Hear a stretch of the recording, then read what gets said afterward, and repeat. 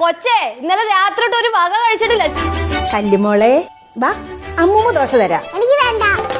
കല്ലുമോൾ കത്തിക്കയറുന്നു. ദേ, ഞാൻ കുഴപ്പമുള്ള അമ്മൂമ്മയെ പോലെ അല്ല കേട്ടാ. കുടുംബത്തെ അമ്മൂമ്മ പാവം. അയ്യോ, അമ്മൂമ്മ അങ്ങോട്ട് പിടിച്ചില്ലല്ലോ. പാറമട വീട്ടിലെ മെനു അത്ര പോരെന്ന് കല്ലു. അവിടെ ആണെങ്കിൽ ക്രീം ബിസ്ക്കറ്റ് ഉണ്ട്. അവിടുത്തെ അമ്മൂമ്മ എനിക്ക് ചിക്കൻ കല്ല് പൊരിച്ചു.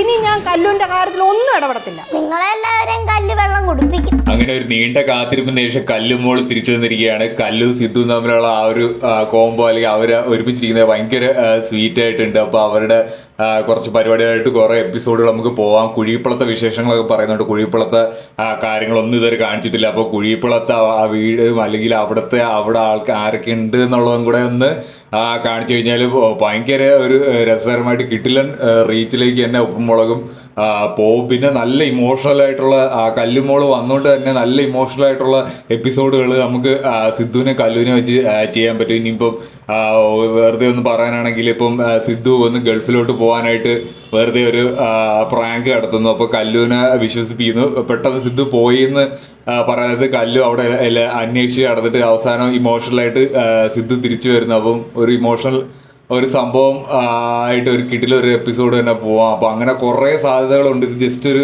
സംഭവം പറഞ്ഞാണ്. അപ്പൊ അങ്ങനെ കല്ലു തിരിച്ചു വന്നുകൊണ്ട് തന്നെ